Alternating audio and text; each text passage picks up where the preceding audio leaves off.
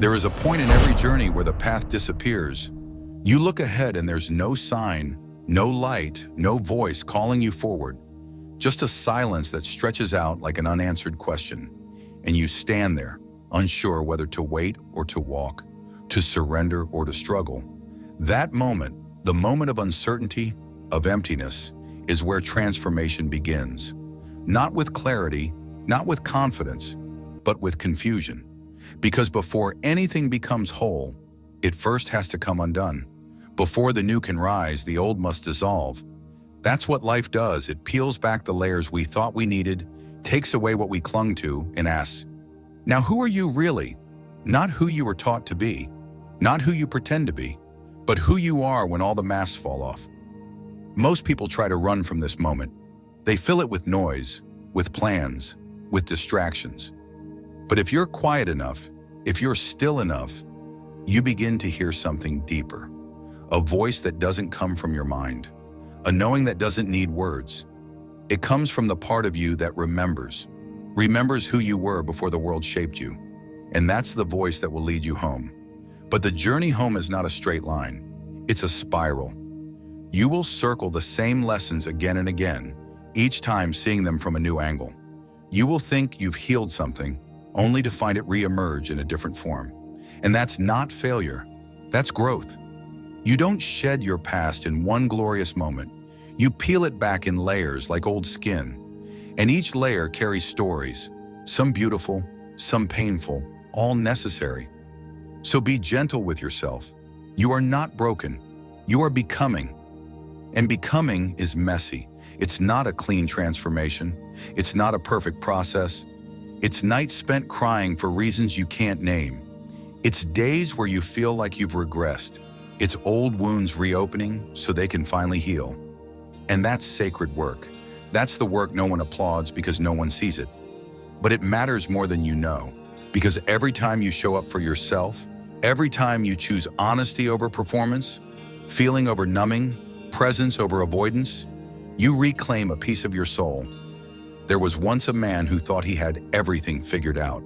He had the job, the reputation, the carefully curated life. But something in him felt hollow, not broken, just empty. A quiet emptiness that followed him even in his happiest moments. He ignored it at first, distracted himself with achievement, with ambition. But the emptiness didn't leave. It waited. It grew. Until one day, it was too loud to silence. He began waking up in the middle of the night, heart pounding, not from fear, but from the sense that something was wrong, not externally, internally, that his life, though full, was somehow not his. And that realization shook him. Because what do you do when the life you've built no longer fits you? When the success you chase starts to feel like a cage? That's when he began to dismantle, slowly, painfully. He left the job. He distanced from certain relationships. Not because they were bad, but because they were built on a version of him that no longer existed. And in that space, he found silence. Not peace, not yet, just silence.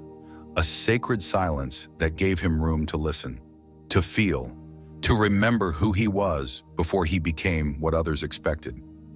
There was also a woman who spent her life trying to be good. Good daughter, good student, good friend, good partner. She followed the rules, smiled when it hurt, said yes when she meant no, and everyone loved her. Everyone praised her. But she was exhausted, because being good had come at the cost of being real. She had learned early that her truth made others uncomfortable, that her needs were too much, that her sadness was inconvenient. So she learned to hide, to shrink, to disappear beneath the mask of being okay. Until one day she couldn't anymore. The mask cracked, not in public, in private. When she was alone staring into a mirror she barely recognized. And in that moment she didn't feel strong. She felt like a stranger to herself. That's when her healing began. Not with a breakthrough, but with a breakdown. With the decision to stop lying. To start telling the truth, even if her voice trembled. To start saying no, even if it disappointed someone. To start showing up for herself, even when it felt selfish. And slowly something returned. Not confidence, not yet, but clarity. the clarity that comes when you stop abandoning yourself. That's the kind of healing no one prepares you for. The kind that doesn't look like light, it looks like darkness being honored. And in that darkness, she found her power. There are so many ways we betray ourselves, so many ways we silence our truth for the sake of belonging. But belonging that requires you to hide is not belonging. It's tolerance. And you were not born to be tolerated. You were born to be seen, to be known, to be felt in your fullness. That means your sadness, your rage, your fear, your joy, all of it. Not just the parts that are easy to love, and that's the real work. Not becoming someone new, but unlearning the belief that you had to become someone else to be worthy. The truth is, you are already enough. Not when you achieve more, not when you fix your flaws. Now as you are, with your contradictions, with your doubts, with your scars, that's not self-help language. That's spiritual reality. Because your soul was never broken. It was only buried beneath layers of shoulds and shame. Sometimes healing looks like sitting in the quiet and feeling the grief you've avoided for years. Sometimes it looks like laughter returning to your body in the middle of chaos. Sometimes it looks like walking away from something that no longer fits, even if it once saved you. There is no formula, no 5-step plan, only presence, only honesty, only the willingness to feel. And that's not easy, but it's real. And real is what sets you free. Not perfect, not polished, real. Because when you are real with yourself, you stop needing approval. You stop chasing validation. You begin to trust your own experience, your own intuition, your own heart. And that's when things start to change. Not because you force them, but because you aligned with truth. So if you are here, in this moment, feeling lost or tired or confused, know this: you are not alone. You are not failing. You are not behind. You are in the middle of something sacred, something unseen, something that will one day make sense, not because it will be explained, but because it will be embodied. You'll look back and realize that every breakdown was a breakthrough in disguise, that every ending was a redirection, that every pain carried a gift you couldn't see at the time. But for now, you don't need to understand everything. You just need to keep breathing, keep showing up, keep listening, because your soul knows the way. It always has, and it's guiding you home. There are seasons in life where everything seems to fall apart without warning. The things you relied on crumble. The people you trusted leave. The structures that held you begin to collapse. And no matter how tightly you try to hold it all together, it slips through your fingers like water.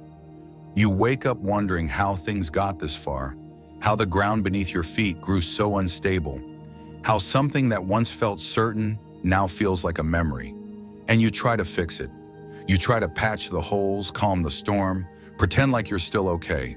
But deep inside, something knows you're not supposed to fix this.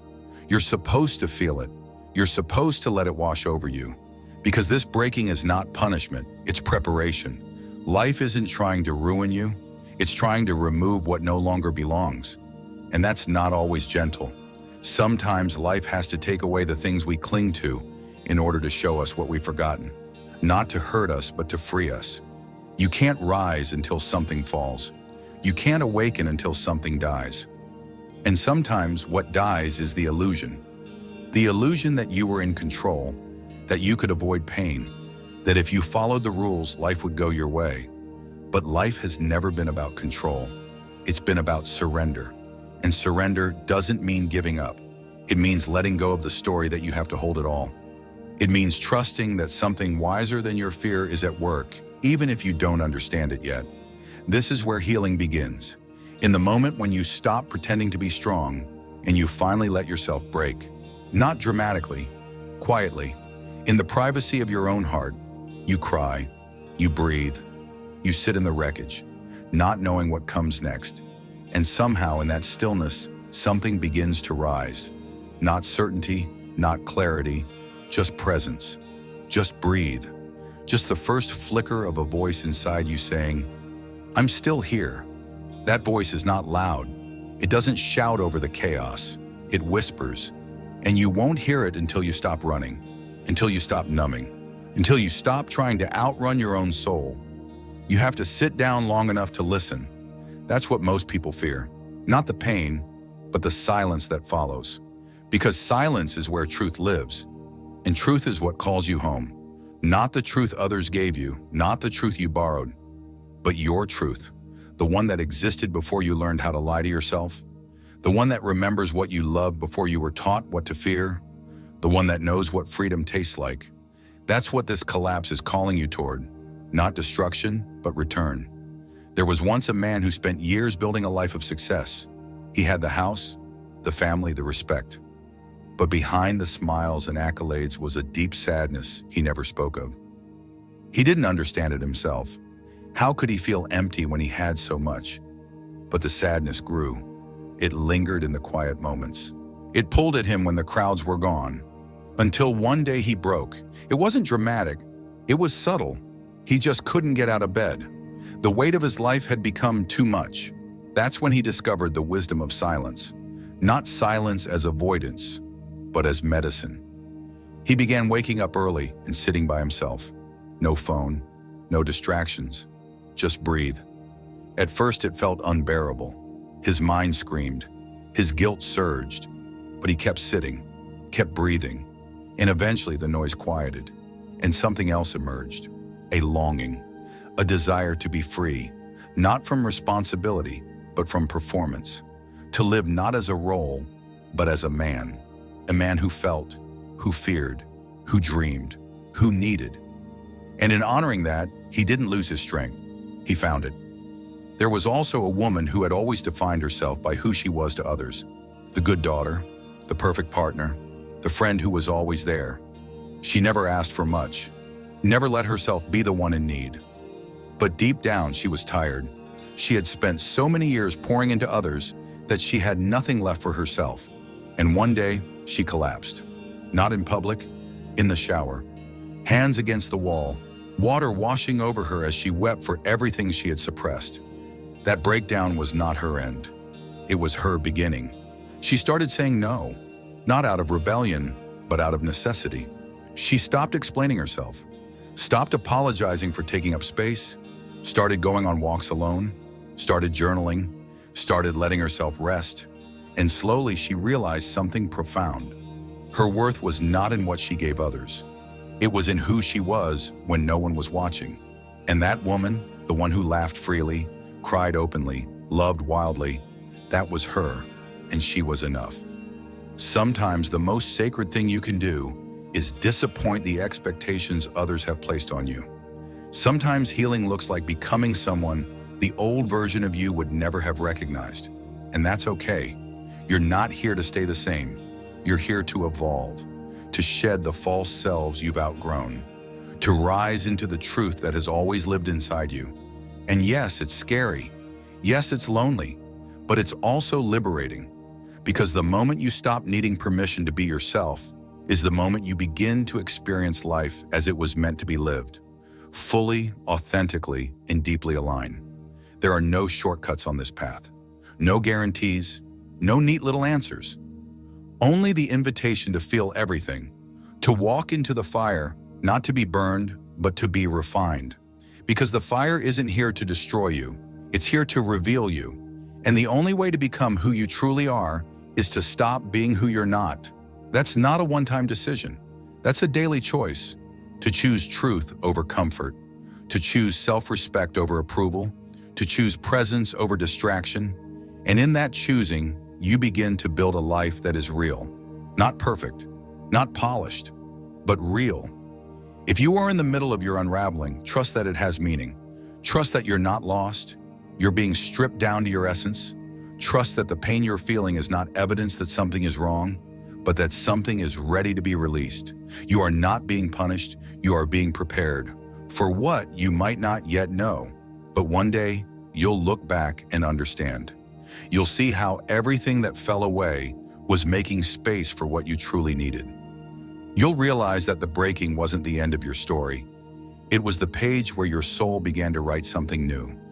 Sometimes the most terrifying part of healing isn't the pain. It's the unfamiliar peace that comes after it. You've spent so long surviving, bracing yourself, navigating from one struggle to the next. that when life finally offers a moment of stillness, it feels almost threatening. You don't know how to trust it. You're waiting for the other shoe to drop. You catch yourself thinking, this is too good, this can't last. Because the nervous system that was trained by chaos doesn't recognize calm as safe. It recognizes it as suspicious, and so you sabotage. You back away. You return to the familiar hurt. Not because it's good for you, but because it's what you know. This is where the work deepens, not in fighting chaos, but in learning how to live without it. In learning how to stay present even when nothing is wrong. In allowing joy to exist without the need to earn it. In letting yourself be loved without proving that you're worthy.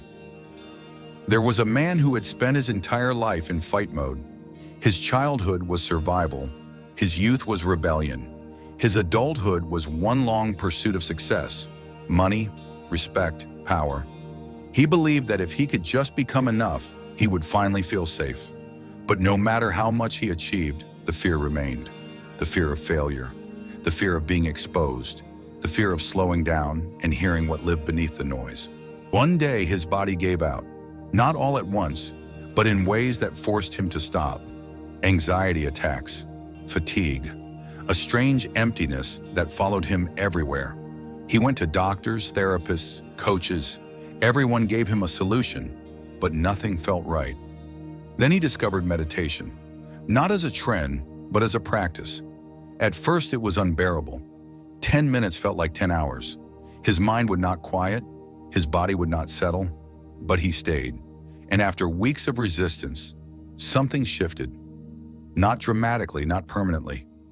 Just a breath that felt different.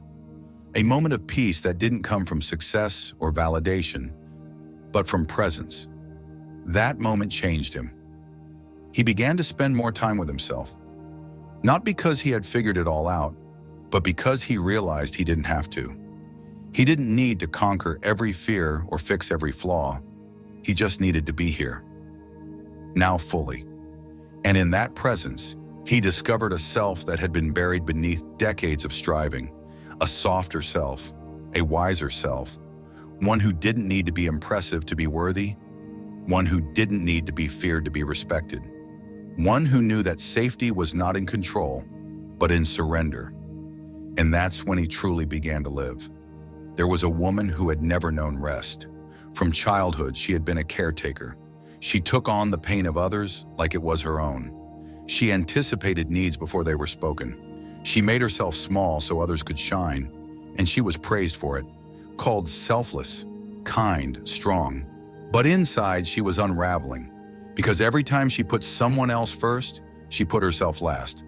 Every time she silenced her own needs to keep the peace, she betrayed herself a little more. Until one day she woke up and didn't recognize the woman in the mirror. She looked fine, but she was empty. Not broken, not dramatic, just gone. That was her turning point. Not some big event, just a quiet moment of truth. She began to pull away from people who drained her, not because she didn't love them, but because she finally started loving herself. She began setting boundaries, not as walls, but as doors with locks. She started journaling at night, asking herself not, what did I get done today, but how did I feel? She started taking naps without guilt, started eating meals slowly, started listening to music she used to love, and in those small acts, she began to return. Not to the old version of herself, but to the one who never got to live, the one who was free, the one who laughed loudly and didn't apologize for it. And she learned something profound. Rest is not a reward, it's a right. Love is not something you earn, it's something you allow. Worth is not proven, it's remembered. These are the truths she had to unlearn everything else to reclaim. These are the truths she now lives by. And they changed her, not into someone new, but into someone real. And in that realness, she no longer needed to be everything to everyone. She just needed to be herself. And that was enough. There's a lie that many of us are taught without even realizing it. The lie that healing makes us invincible. That once we do the work, we'll never hurt again. That peace is a permanent state and happiness is the goal. But real healing isn't about becoming untouchable. It's about becoming transparent. It's about feeling everything and still choosing to stay soft. It's about getting hurt and still choosing to love. It's about knowing you could break again and still choosing to try. Because strength isn't about what you can carry. It's about what you're willing to feel. And so the work continues, not in striving, but in staying. Not in becoming someone else, but in being more fully who you are. It's slow, it's non-linear, it's holy, and no one else can do it for you. You can read all the books, watch all the videos, go to all the retreats, but at the end of the day, it's you. You and your breath, you and your silence, you and the quiet decision to not abandon yourself again. Maybe you're there right now, on the edge of something, not quite broken, not quite whole. Maybe you're tired, not just physically, but soul tired, and you don't know what's next. That's okay. You don't have to know. You just have to keep showing up. Keep listening. Keep honoring the whispers before they become screams. Keep trusting that something beautiful is unfolding, even if it looks like falling apart. Because it is. The falling is part of it. The breaking is part of it. The grief, the rage, the joy that scares you, the calm that confuses you. It's all part of it. You're not off track. You're on the exact path your soul needs, and even if no one else understands it, even if it makes no sense from the outside, trust that inner knowing. Trust the still voice. Trust the tears. Trust the pull, because that's your compass. That's your guide. That's the part of you that never forgot who you really are. And when the noise gets loud, when the world tells you to be more, do more, fix yourself, come back to your breath, come back to your body, come back to this moment, because this is where life lives. Not in the past, not in the imagined future, but here, now in this inhale, in this heartbeat, in this choice to stay. There is a moment, usually after you've been still long enough, when you realize that you no longer want to return to who you used to be. It's subtle at first. You just notice that certain things no longer feel like home. The conversations you once entertained now feel heavy. The roles you used to play don't fit right anymore. The people you used to try so hard to please, you begin to see them with clearer eyes, not with bitterness, but with understanding.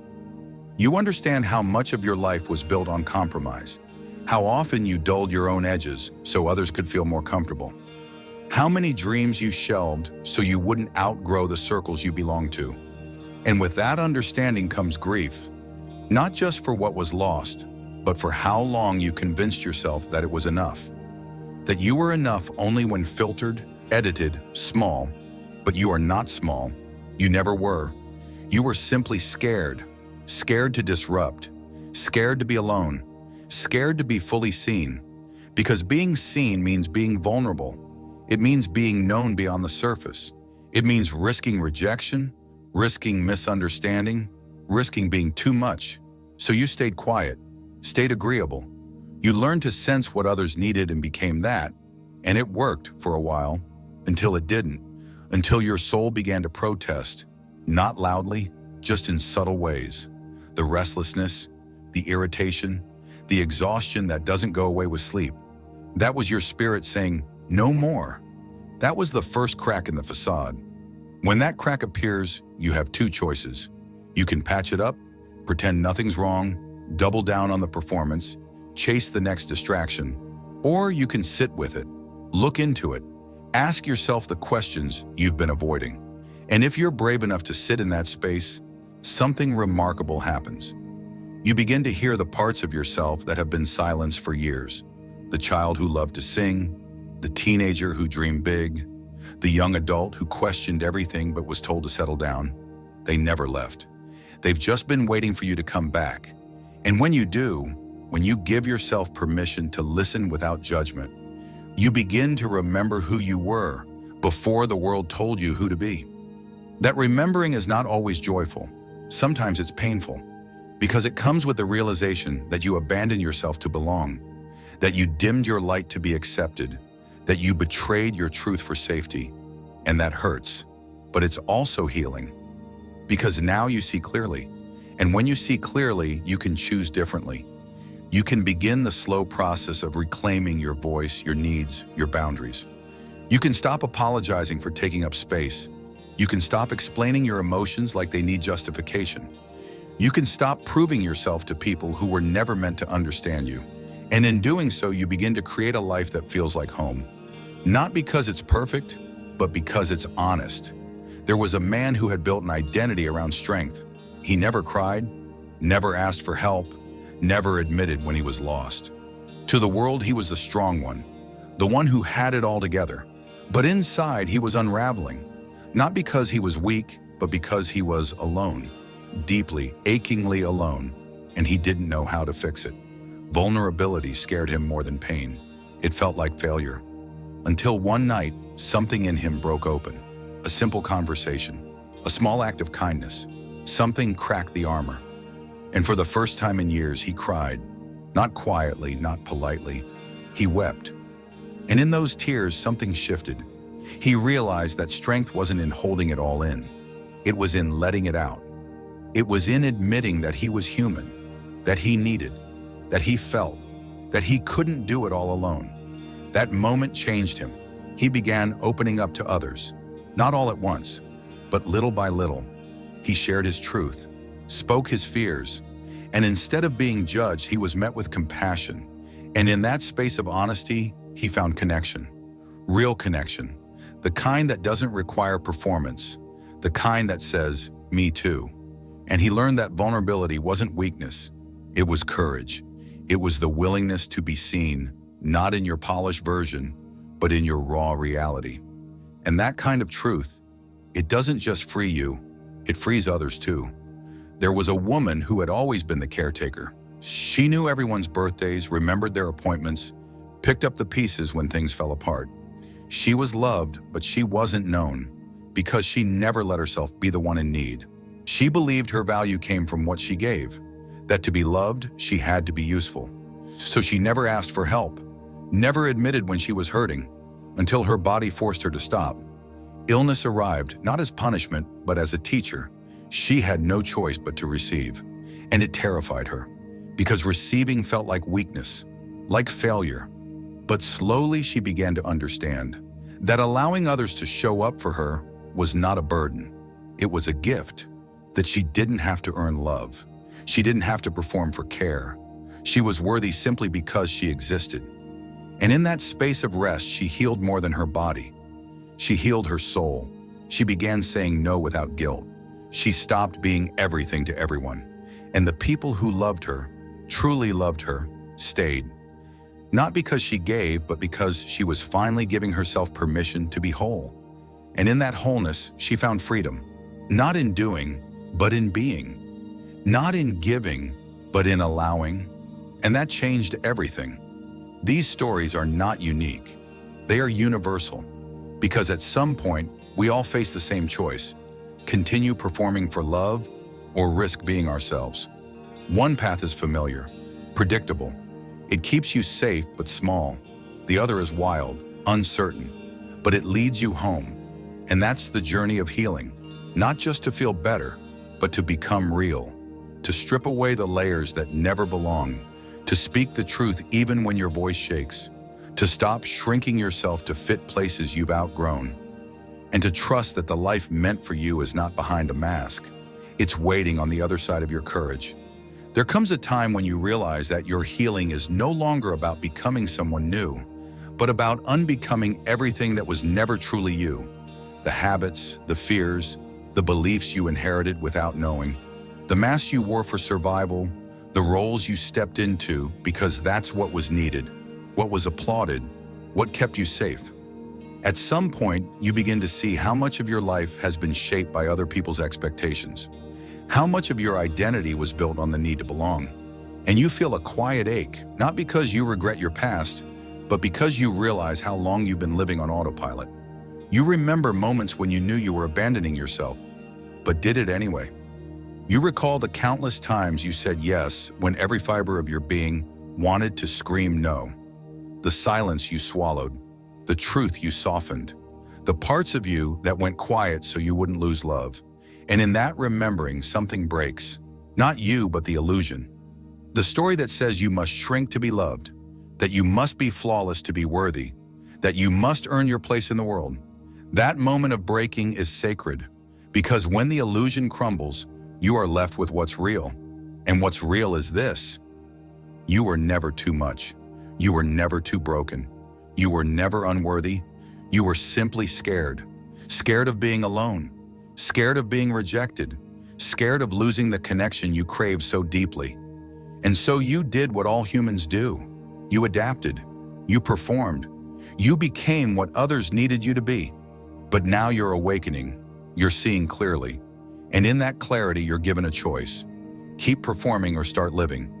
Keep pretending or start telling the truth. Not the truth they want to hear, but the truth that lives in your bones.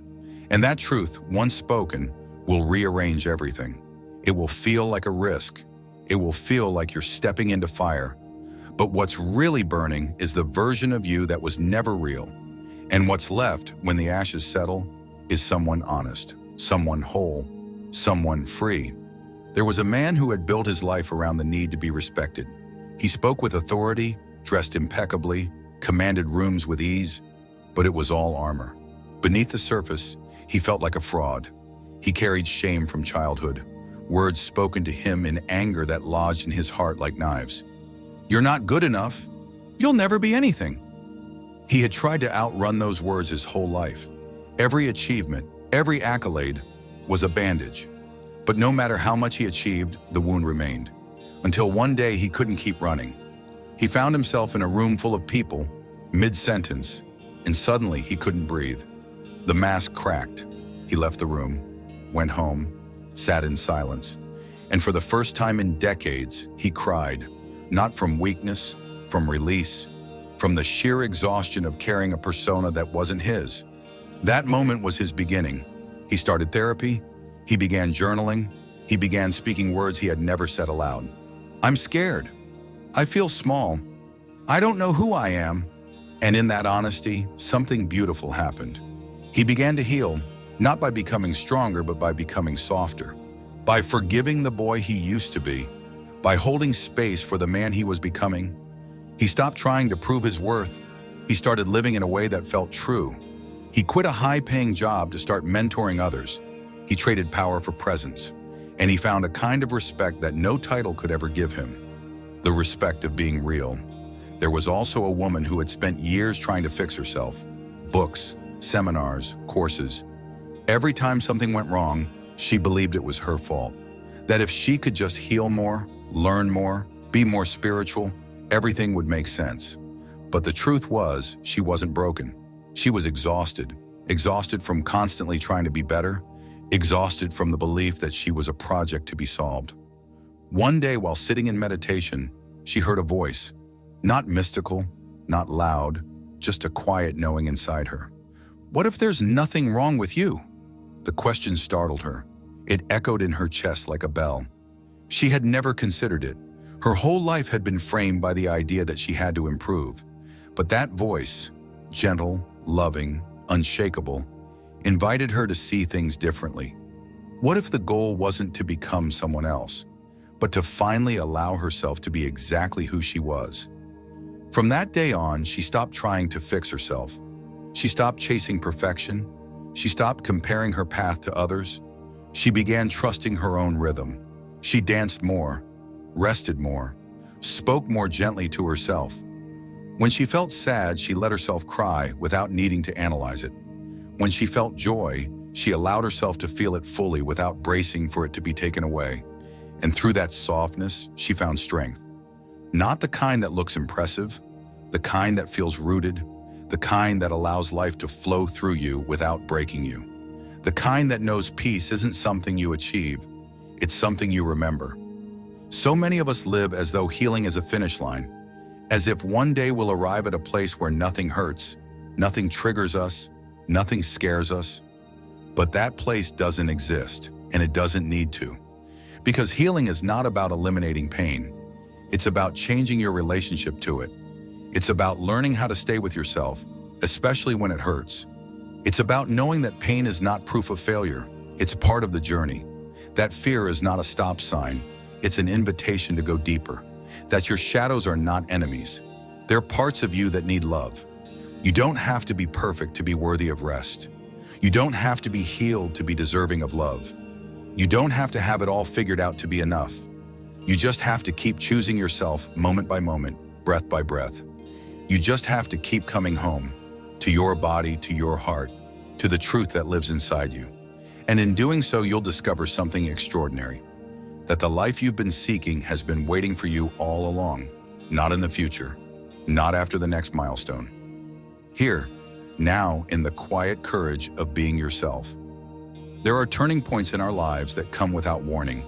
They arrive quietly, sometimes even disguised as ordinary days. A random conversation, a moment of stillness, a glance in the mirror that lingers longer than usual. And suddenly something inside you shifts. You see the world a little differently. You feel the weight you've been carrying a little more clearly. And for the first time in a long time, you don't want to keep pretending. You don't want to keep pushing through. You don't want to keep performing for a life that doesn't feel like your own. This is where awakening begins. Not in a dramatic epiphany, but in the subtle, almost imperceptible decision to stop running from yourself, to pause, to breathe, to turn inward and ask, what is true for me now? And the answer, when it comes, isn't always what you expected.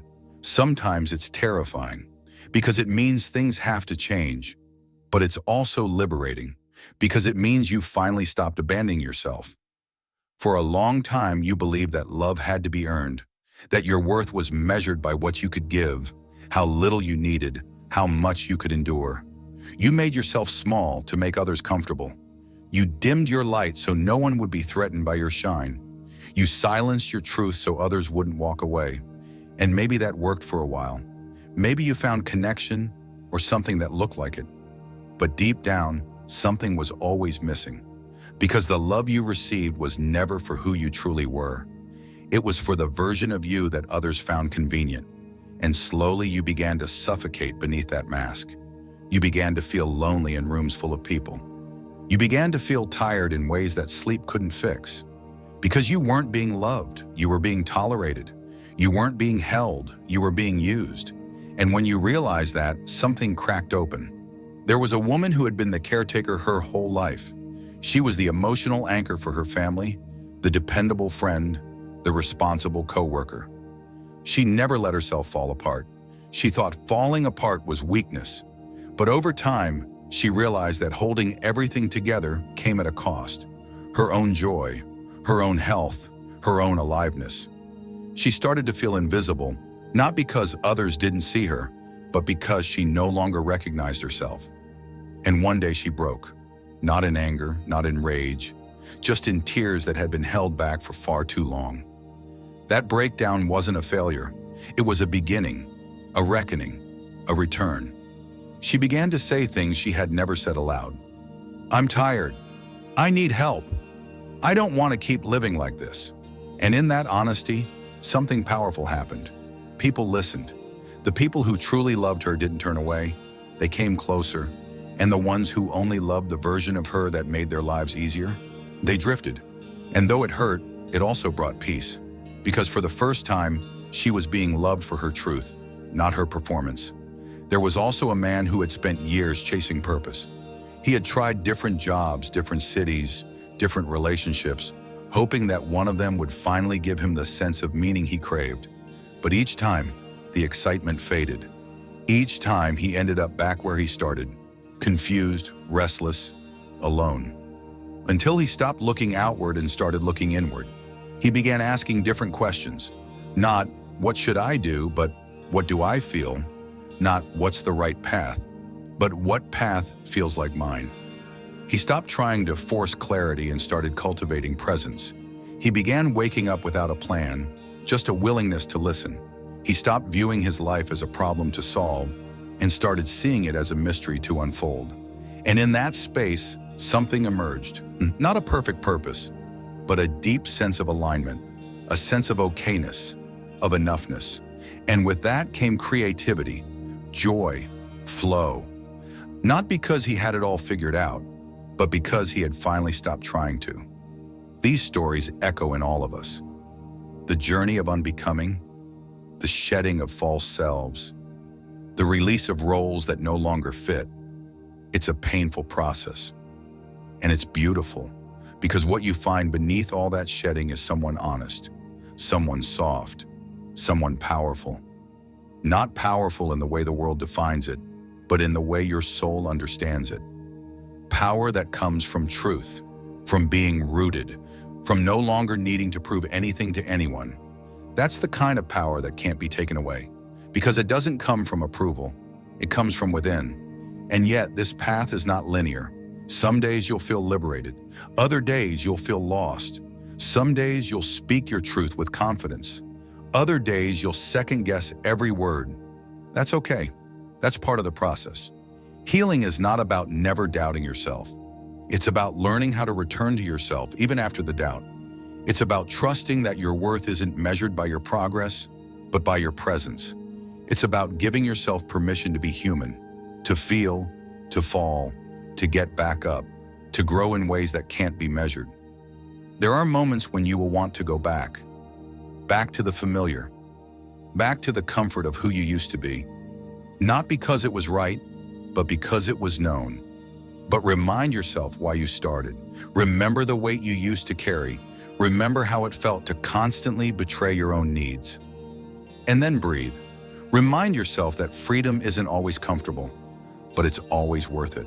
And that you are no longer willing to sacrifice your peace for acceptance. You are no longer willing to shrink for someone else's convenience. You are no longer available for anything that asks you to abandon yourself. You are here to live fully, to love deeply, to speak honestly, to rest without guilt, to create without apology. You are here to feel joy, not just when everything is perfect, but even in the messy in-between moments. You are here to belong, not in a group, but in your own body, in your own truth, in your own skin. And that belonging, once claimed, changes everything. Because once you belong to yourself, no one can take that away from you. So sit with yourself, not to fix, not to improve, just to be. Breathe into your own presence. Listen to what arises. There is wisdom there, not from a book, not from a teacher, from you, from the part of you that has always known the way home. And if you stay long enough, you will hear it again. That quiet voice, that sacred knowing, whispering, you're already whole. You always were. There are seasons of life when nothing makes sense, not because everything is broken, but because something inside you is shifting. You're not who you used to be, and yet you're not quite who you're becoming. You're in between, suspended in a strange space where the old feels too small, but the new hasn't yet arrived. This is the cocoon, the sacred place between destruction and rebirth. It feels quiet, lonely, confusing. You may look around and find that you don't relate to the people you once laughed with, don't resonate with the goals you once chased, don't feel at home in the life you've built. And that realization can be terrifying, because if not this, then what? If not them, then who? The answers don't come all at once. They come in whispers, in dreams, in sudden waves of clarity that vanish as quickly as they arrive. And it's in this liminal space, this uncomfortable in-between, that you meet the rawest parts of yourself, the parts that ache for truth, that hunger for meaning, that crave a life rooted in something deeper than performance. You may try to go back to the version of you that felt safe, back to the friendships that fit like familiar shoes, back to the routines that numbed you just enough to survive. But something inside resists. You find that your body, your heart, your soul can no longer tolerate what you once endured. The silence you once ignored now screams. The roles you once played now suffocate. The masks you once wore now itch like a second skin you can't peel off fast enough. This discomfort is not a sign that you're lost. It's a sign that you're shedding, that you're waking up, that your spirit is rising into something truer. And though it hurts, though it shakes everything you thought you knew, it is also holy, because it means you're no longer willing to abandon yourself. You're no longer available for a life that asks you to shrink. There was a woman who had spent her entire adulthood building the life she thought she was supposed to have. A steady job, a respectable partner, a beautiful apartment in the right part of town. She ticked all the boxes. And yet, every morning, she woke up with a heaviness in her chest that she couldn't explain. It wasn't depression in the traditional sense. It was deeper. It was a misalignment, a quiet inner knowing that the life she had worked so hard to build wasn't hers. She didn't hate it. She just couldn't feel herself in it. It felt like a costume, and she had grown weary of pretending. One night, she sat on the floor of her living room, lights dimmed, music playing softly in the background, and she asked herself the question she had been avoiding for years. What do I really want? The answer didn't come immediately, but the tears did. And with those tears came a truth that had been buried for far too long. She wanted more, not more things, more truth, more depth, more soul. She began to unravel her life, not with recklessness, but with reverence. She didn't throw everything away. She simply began to edit, to listen, to honor the voice within her that had been whispering, "There's more." She left a job that drained her, not because it was bad, but because it wasn't aligned. She moved into a smaller space that felt warmer, softer, more like her. She started writing again, something she hadn't done since college. And in those pages, she found pieces of herself she thought she had lost. She reconnected with her body, not through fitness routines, but through dance, through movement, through stillness. She let herself feel again, let herself want again, let herself become. There was also a man who had spent his life being the strong one, the reliable one, the man who didn't flinch, who didn't cry, who always had the answers. But one night in the middle of dinner with his family, he excused himself to the bathroom, shut the door, and sobbed into a towel. It wasn't one thing, it was everything. The years of holding it together, the pressure of being okay, the weight of being the emotional anchor for everyone else. He looked into the mirror and didn't recognize his own reflection, not because he looked different, but because he had become a stranger to himself. That moment was his unraveling, but it was also his opening. He didn't tell anyone at first. He just started spending time alone, walking without music, sitting in silence, journaling, asking himself questions that scared him. What if I don't want to keep living like this? What if I'm allowed to change? What if softness is strength? He started going to therapy, not because he was broken, but because he was ready to stop pretending. And through that space, he discovered a version of himself he had never met, a version that felt, that spoke, that dreamed. He began reconnecting with his children, not as a provider, but as a presence. He began being honest with his partner, not about the surface level things, but about his fears, his regrets, his hopes. And in doing so, he found a deeper kind of love, not one built on roles or expectations, but on truth, on vulnerability, on being known. These journeys are not linear. They are not clean. They do not follow a script. Sometimes healing looks like falling apart.